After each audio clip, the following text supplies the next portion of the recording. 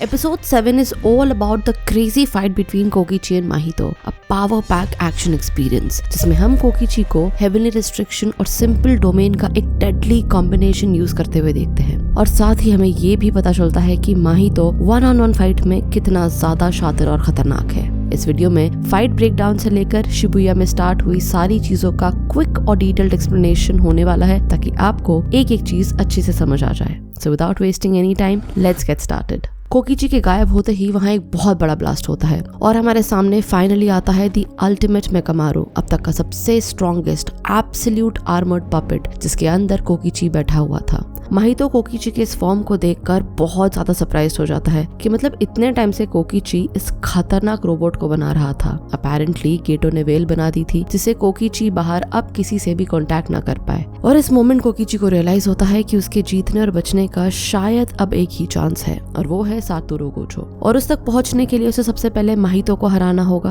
और फिर well destroy करनी होगी। तो अब किसी भी हालत में कोकिची गोजो को बस कांटेक्ट करना चाहता है ताकि इन लोगों के शिबुया प्लान के बारे में भी उसे बता सके, और इसके बाद अपनी 1 साल की कर्स्ड एनर्जी यूज करके कोकिची फाइनली माहितो पर अपना पहला अटैक करता है और वहां आग लग जाती है। उस अटैक से माहितो को हल्की फुल्की चोट लगती है, वो खुद को इजीली डिफेंड कर लेता है, but he is very over confident. उसे बोलता है कि तुम्हारा बस यही प्लान है कि जब तक तुम्हारी कर्स्ड एनर्जी खत्म ना हो जाए तुम बस मुझ पर ऐसे अटैक करते रहोगे। If this is so, bring it on. Kokichi का ये मूव एक्चुअली माहितो को ब्लफ करने के लिए था। कोकिची डेलिबरेटली चाहता था कि माहितो को ऐसा लगे कि वो उसकी सोल को अटैक नहीं कर सकता, ताकि माहितो फाइट में थोड़ा कैजुअल हो जाए, उसे हल्के में ले और मौका मिलते ही कोकिची अपना असली अटैक उस पर कर सके। और इसी के चलते बैक टू बैक कोकिची अपने पंच से माहितो पर अटैक करता है, जिसे एफर्टलेसली माहितो डॉज कर रहा होता है। Simultaneously Mahito tries to break Kokichi's armour. Realising this, Kokichi is like, इससे पहले माहितो मेरा आर्मर डिस्ट्रॉय करे, मुझे अपनी चाल चलनी ही होगी। और इसके बाद अपनी 2 साल की कर्स्ड एनर्जी यूज करके कोकिची माहितो पर अटैक करता है, ये जानते हुए कि माहितो रिफ्लेक्स अटैक तो करेगा ही, पर उसके इस अटैक को भी वो पहले की तरह कैजुअली लेगा, जो कि अपेरेंटली हुआ भी। और इस अटैक को भी डॉज करते हुए जब माहितो कोकिची के सामने से फ्लॉन्ट करते हुए जाता है, तब फाइनली कोकिची अपने असली अटैक, अपने असली मूव के लिए तैयार हो जाता है। उसे इसी मोमेंट का इंतजार था। कोकिची के पास इस मोमेंट सिर्फ 4 चांसेस हैं, जिसमें से पहला ये था, वो एक मैकेनिकल ट्यूब निकालता है, कैप्सूल जैसे दिखने वाला एक वेपन, और ऐसा वैसा कोई वेपन नहीं बल्कि कर्स्ड एनर्जी से भरा हुआ एक मैकेनिकल ट्यूब, और उस कैप्सूल से माहितो पर अटैक करता है। वो कैप्सूल सीधा जाकर माहितो के लेफ्ट आर्म पर लगता है एंड विद इन सेकेंड्स उसका लेफ्ट आर्म उड़ जाता है। And exactly the same moment Kokichi माहितो को एक जोरदार किक से लिटरली उड़ा देता है। एंड टू एवरीवन सरप्राइज, इस अटैक से माहितो की सोल डिस्ट्रॉय होती है। माहितो वाज लिटरली शॉक्ड कि आखिर ऐसा हुआ कैसे। But the question here is, क्यों ट्यूब को लॉन्च करने से पहले कोकिची ने माहितो को पहले ब्लफ किया ताकि वो अटैक के लिए अनप्रिपेयर्ड रहे? ऐसा क्या था उस मैकेनिकल ट्यूब में जिससे माहितो की सोल डिस्ट्रॉय हो पाई? ये आपको वीडियो में आगे जरूर पता चलेगा। एनीवेज, माहितो जानबूझ करके कोकिची के सामने से उड़ते हुए जाता है, ऐसे जैसे कि उसने ये अटैक भी डॉज कर दिया हो, पर ये रियलिटी नहीं थी। ये माहितो का सिर्फ एक छलावा था, जिससे कोकिची को ऐसा लगे कि उसकी सोल डिस्ट्रॉय नहीं हुई है। But Kokichi was far more intelligent then माहितो thought. वो ये फिगर आउट कर लेता है कि माहितो की सोल इंजर्ड हुई है और उसका लेफ्ट आर्म रीजनरेट तो नहीं हुआ, बल्कि माहितो ने अपनी सोल मैनिपुलेशन टेक्निक से खुद को रीशेप कर लिया है। This is when Geto is also very surprised bye Kokichi. Kokichi इतना पावरफुल है, ये गेटो ने कभी सोचा भी नहीं था। वो सोचने लगता है कि एक सेमी फर्स्ट ग्रेड सॉर्सरर होने के बाद भी कोकिची एक स्पेशल ग्रेड सॉर्सरर की तरह फाइट कर रहा है, उसी लेवल की कर्स्ड एनर्जी को रिलीज कर रहा है। इनफैक्ट कोकिची माहितो पर इतना स्टडी कर चुका है कि अब अगर वो चाहे तो उसके सामने एक्चुअली टिक भी सकता है, और ये एक बहुत खतरनाक चीज हो सकती है। एंड दैट्स व्हेन वी सी कि कोकिची अब अपनी 5 साल की कर्स्ड एनर्जी यूज करके माहितो पर बहुत खतरनाक अटैक करता है। देखकर माहितो बहुत ज्यादा डर जाता है। वो ये सोचने लगता है कि कहीं ये अटैक मेरी सोल को डैमेज करने के लिए तो नहीं है, या ये वही अटैक है जिससे ये मुझे ब्लफ करना चाहता है। माहितो इतना ज्यादा डरा हुआ और कंफ्यूज्ड होता है कि इस अटैक से बस वो किसी तरह भागना चूज करता है, और ये सीन देखने में वाकई बहुत जबरदस्त है। एनीवेज, मौका मिलते ही माहितो मेकामारू के वायर्स काट देता है, जिससे उसका पूरा सिस्टम डिसफंक्शनल होने लगता है। सिस्टम में एरर आ जाता है, बट तब भी कोकिची घबराता नहीं है। वो बस ये सोचकर मोटिवेट हो रहा होता है कि माहितो को खत्म करने के बाद मैं फाइनली मीवा और अपने दोस्तों से मिलने वाला हूँ। और तभी वो माहितो को एक जोरदार पंच मारता है और उसके बाद अपना दूसरा मैकेनिकल ट्यूब निकाल कर उस पर अटैक करता है and this was his second out of 4 chances. लेकिन इससे पहले कि कोकीची का अटैक उसे टच कर पाता, माहितो अपना domain expansion self embodiment of perfection को एक्टिवेट कर देता है। आइडल ट्रांसफिगरेशन माहितो की टेक्निक है जिसे वो किसी को भी टच करके उसकी सोल तक को अफेक्ट कर सकता है। लेकिन जब कोई व्यक्ति उसके डोमेन में होता है तो उसे टच करने की जरूरत नहीं होती, क्योंकि उसके डोमेन में होना उसकी हथेली में होने के बराबर है। और वो यही बात कोकीची को बताता है। वो बिना उसे टच करे ही मेकमारू को शट डाउन कर देता है। मीनवाइल कोकीची अंदर बैठकर ये काउंट कर रहा होता है कि उसके पास अभी भी 2 मैकेनिकल ट्यूब्स बचे हैं,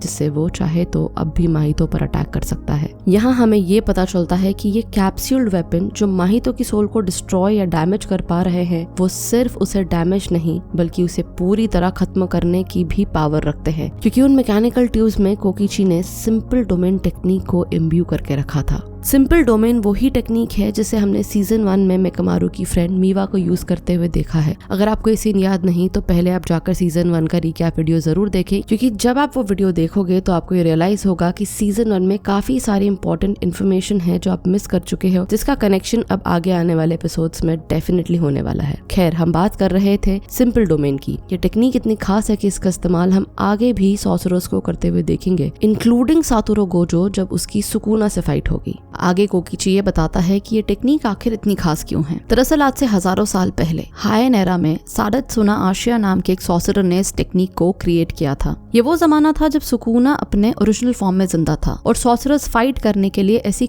कई टेक्निक्स निकाला करते थे। सिंपल डोमेन को क्रिएट करने का एक ही मकसद था, सेल्फ डिफेंस, ताकि कमजोर सॉर्सरर्स भी उस जमाने के खतरनाक कर्स स्पिरिट और इविल सॉर्सरर्स की टेक्निक से खुद को बचा सके। इसीलिए इसे डोमेन ऑफ द वीक भी बोला जाता है। सिंपल डोमेन के साथ एक बाइंडिंग वाव यानी कि एक कंडीशन भी जुड़ी है, और वो ये है कि आशिया जिस सॉर्सरर ने इस टेक्निक को बनाया, उसके परिवार और उसके डिसाइपल्स यानी कि उसके स्टूडेंट्स के अलावा ये टेक्निक किसी और को सिखाई नहीं जा सकती। लेकिन बावजूद इस कंडीशन के कुछ हाई लेवल सॉर्सरर्स इस टेक्निक को देखकर सीख गए और कोकीची उन्हीं में से एक है। कोकीची ने न सिर्फ अपनी फ्रेंड मीवा को देख देख कर इस टेक्निक को सीखा, बल्कि अपनी हेवनली रिस्ट्रिक्टेड कर्स्ड एनर्जी और हाईली टेक्निकल ब्रेन के इस्तेमाल से उसने सिंपल डोमेन टेक्निक को मैकेनिकल ट्यूब में इम्ब्यू करके खुद का एक अटैकिंग वेपन भी बना लिया। कहा जाता है कि डोमेन एक्सपेंशन एक ऐसी टेक्निक है जिसमें अटैक के हिट की गारंटी होती है और उसकी दीवार अंदर से बहुत ज्यादा मजबूत होती है। सिंपल डोमेन एक ऐसी टेक्निक है जिसमें दूसरे सॉर्सरर की टेक्निक को नलिफाई करने की कैपेसिटी होती है। इसीलिए डोमेन एक्सपेंशन में ट्रैप होने के बाद अगर कोई सॉर्सरर उसके अंदर सिंपल डोमेन का इस्तेमाल करता है तो उसके आसपास सिंपल डोमेन के रेडियस में ये गारंटी हिट वाली कंडीशन भी डिसमिस हो जाती है, और इसीलिए वो खुद को न सिर्फ डिफेंड कर सकता है बल्कि सिंपल डोमेन की रेडियस वाले एरिया में डोमेन एक्सपेंशन की वॉल को डैमेज करके बाहर भी निकल सकता है। यही वजह है कि जब कोकीची ने माहितो को सिंपल डोमेन टेक्निक से इन्फ्यूज मिसाइल या ट्यूब से अटैक किया तो उसके हेवी ब्लास्ट ने माहितो की आइडल ट्रांसफिगरेशन टेक्निक को डिसमिस कर दिया था और उसके हाथ को काफी डैमेज पहुंचा था। कोकीची को अपने डोमेन एक्सपेंशन में ट्रैप करने के बाद माहितो बहुत ज्यादा ओवर कॉन्फिडेंट हो जाता है और वो कोकीची को ये कहता भी है कि अब कोई होप रखने की जरूरत नहीं है, तुम हार चुके हो। लेकिन तभी मेकमारू दोबारा खड़ा उठता है और कोकीची अपने बचे हुए अगले सिंपल डोमेन के कैप्सूल से माहितो पर अटैक करता है, जिससे उसकी बॉडी के टुकड़े टुकड़े हो जाते हैं और उसका डोमेन ब्रेक हो जाता है। गेटो ये देखकर बहुत ज्यादा सरप्राइज्ड हो जाता है। उसे रियलाइज होता है कि कोकीची का ये हैवी अटैक तो खुद सातोरू गोजो को भी अच्छा खासा डैमेज पहुंचा सकता है। देखा जाए तो कोकीची का ये मैकेनिकल ट्यूब ठीक टोजी फुशिगुरु के weapon inverted spear of heaven की ही तरह है, जिससे उसने गोजो की इन्फिनिटी को ब्रेक करते हुए उसके थ्रोट पर अटैक किया था। टोजी और कोकीची दोनों ही हेवनली रिस्ट्रिक्शंस के साथ पैदा हुए थे। Sole reason these guys are exceptionally strong.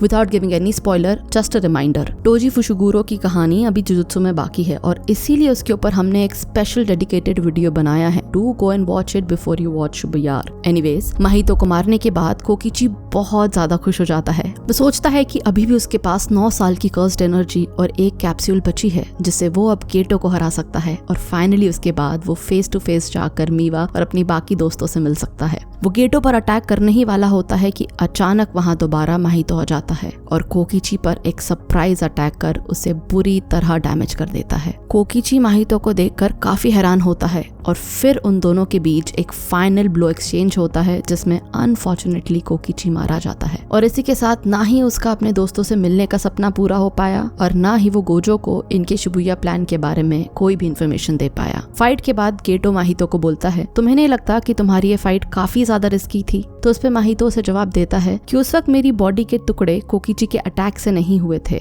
बल्कि मैंने खुद ही अपने आप को ब्लास्ट किया था और अपनी बॉडी को टुकड़ों में डिवाइड कर लिया था ताकि कोकीची को ऐसा लगे कि मैं मर चुका हूँ, और इसीलिए इस फाइट में कोई रिस्क नहीं था। सब कुछ वैसा ही हुआ जैसे मैंने प्लान किया था। और वैसे भी इस फाइट ने मुझे सिंपल डोमेन टेक्निक से डील करना सिखा दिया है, जो कि आगे आने वाली बड़ी फाइट यानी कि शिबुया में जरूर काम आएगी। और इसी के साथ गेटो से ये बताता है कि फाइनली शिबुया में जो स्पेशलाइज्ड वेल हमें इस्तेमाल करना है वो तैयार हो चुकी है। और इसके बाद फाइनली 31 अक्टूबर 2018 शाम के 7 बजे शुरू होता है शिबुया इंसिडेंट। लगभग 400 मीटर की रेडियस में फैली एक जायंट वेल क्रिएट की जाती है। हैलोवीन सेलिब्रेशन का समय है और शिबुया टोक्यो सिटी में मेन स्पॉट है जहां लाखों की तादाद में लोग हैलोवीन सेलिब्रेट करने के लिए जमा हुए हैं। पर तभी अचानक सारी भीड़ का ध्यान आसमान में फैल रही वेल पर जाने लगता है और सब हैरान हो जाते हैं कि आखिर यहाँ हो क्या रहा है। शिबुया मेट्रो स्टेशन के पास खड़े लोग अचानक बेसमेंट में शक होने लगते हैं। इतना ही नहीं, वेल के अंदर जो लोग थे अब वो बाहर नहीं आ पा रहे थे। इसके बाद करीबन 8 बजे हम वेल के बाहर शिबुया मेट्रो स्टेशन के एग्जिट पर इचिची को देखते हैं, जो नानामी, मेगुमी और इनो को ये बता रहा होता है कि ये जो वेल है सिर्फ ह्यूमंस को ट्रैप कर रही है।